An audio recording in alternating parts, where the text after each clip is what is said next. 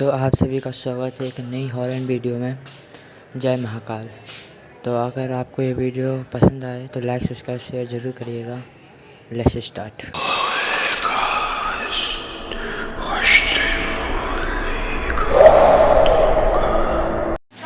इस कहानी के लेखक हैं नीतीश कुमार। जंगल बिल्कुल शांत था। ऐसा लग रहा था जैसे ये जंगल अपनी सांस भी रोक के बैठा हो। हवा में डर का माहौल था। हर एक पत्ते की खराश, हर एक आवाज जैसे किसी अनजाने खौफ का पैगाम दे रही थी।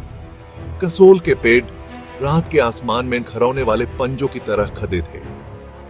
ये पेड़ अपनी पुरानी कहानियों को छुपाए हुए रात के अंधेरे में और भी भयानक लग रहे थे। चांद बदलों के पीछे छुपा हुआ था, जिससे जंगल के जमीन पर एक अजैब सी रोशनी थी।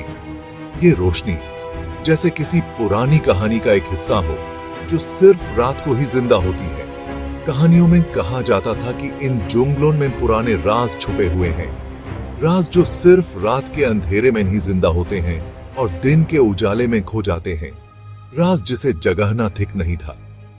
ये राज जो सिर्फ उन लोगों के लिए हैं जो अपनी जान को खतरे में डालने के लिए तैयार हैं। जंगल के अंदर एक ठंडी हवा चल रही थी।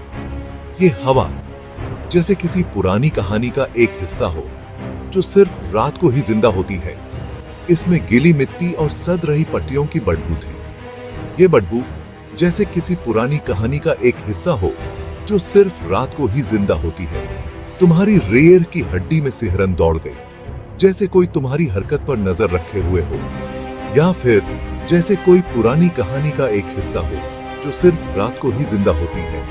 ये थे कसोल के भूतिया जंगल। ये जंगल जो अपनी पुरानी कहानियों को छुपाए हुए हैं और सिर्फ रात के अंधेरे में ही जिंदा होते हैं।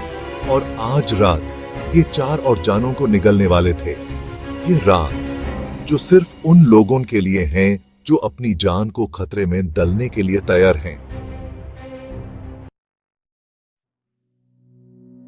तुम्हें पक्का यकीन है इस बारे में विक्रम? क्या तुम श्योर हो? रिलैक्स अंजलि, ये तो बस एक कहानी है। हम यहाँ थोड़ी मस्ती करने आए हैं, याद है? लेकिन अगर ये सच हुआ तो, अगर कुछ हो गया तो हम पहले लोग होंगे जो ये प्रूव करेंगे। चलो चलते हैं दोस्तों। वो जंगल माइन और अंदर चले गए। खामोशी सिर्फ उनके कदमों के नीचे पत्तियों की आवाज से टूट रही थी।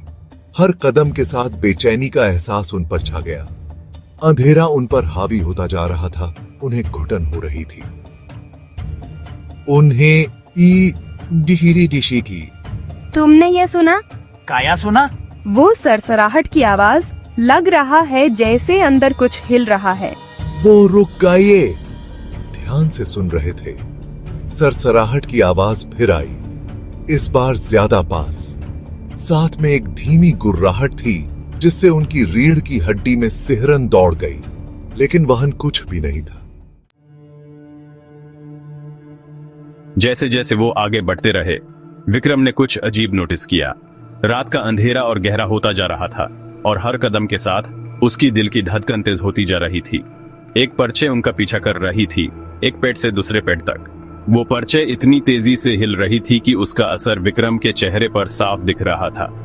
उसने उस रोशनी का धोखा समझा, लेकिन उसके मन में एक अजीब सी घबराहट थी। उसने अपनी आंखों को मलते हुए सोचा, क्या यह सच है या सिर्फ मेरा वहम? लेकिन बेचैनी का एहसास और बढ़ गया। हर पल उसकी घबराहट और बढ़ रही थी, जैसे कोई उसके करीब आ रहा हो।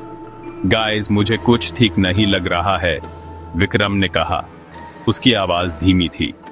चलो वापस चलते हैं। उसके दोस्तों ने भी उसकी बात को महसूस किया और सभी ने एक दूसरे की तरफ देखा, लेकिन बहुत देर हो चुकी थी।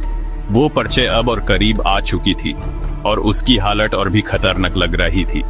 वो परछाई अब छिप नहीं रही थी, उसका रूप अब साफ दिख रहा था और उसकी आंखें चमक रही थी। वो उनकी तरफ बढ़ रही थी, हर पल बड़ी होती जा रही थी।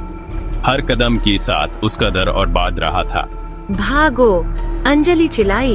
उसकी आवाज दहशत से ऊंची हो गई थी। उसकी चीख ने सबको हिला दिया और सभी ने बिना सोचे समझे भागना शुरू कर दिया। वो मुड़े और भागे। उनके सीने में उनके दिल जोरों से धड़क रहे थे। हर एक कदम के साथ उनका डर और तेज होता जा रहा था। जैसे ही वे झाड़ियों से टकराते हुए भागे, उनकी अपनी सांसों की आवाज बाहरी कर देने वाली थी। उन्हें लग रहा था जैसे उनका हर पाल अंतिम हो सकता है और वो बस बचने के लिए भाग रहे थे। वो एक खुले मैदान में आ गए। चारों ओर अंधेरा था और चांदनी की हल्की रोशनी में सब कुछ धुंधला दिख रहा था। हांफते हुए वे ठोकर मारकर रुक गए।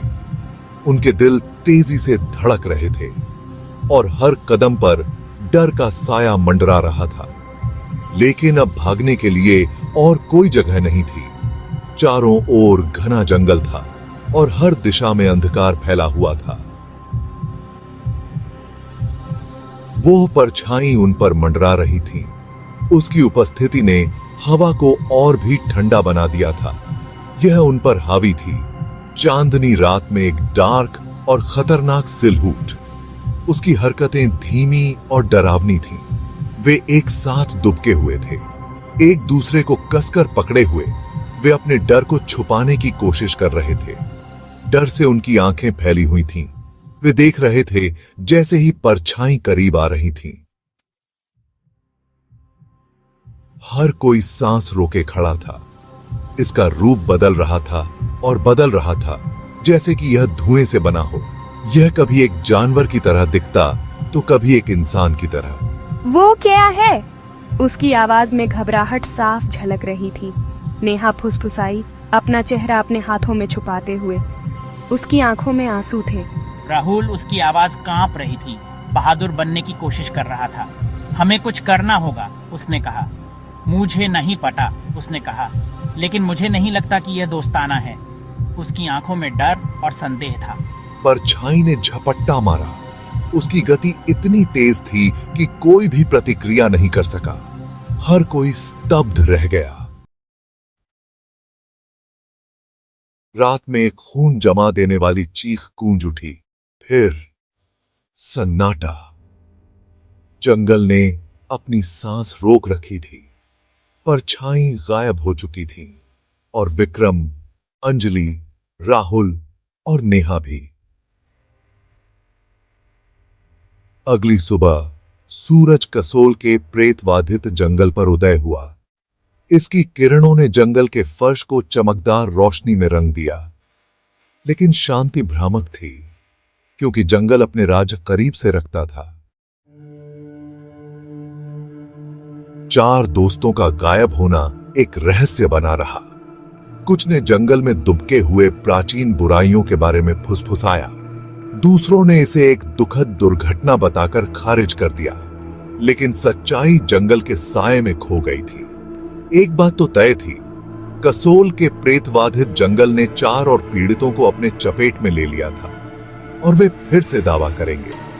सवाल यह नहीं था कि, बल्कि कब और अगला तब वो और अगला कौन होगा।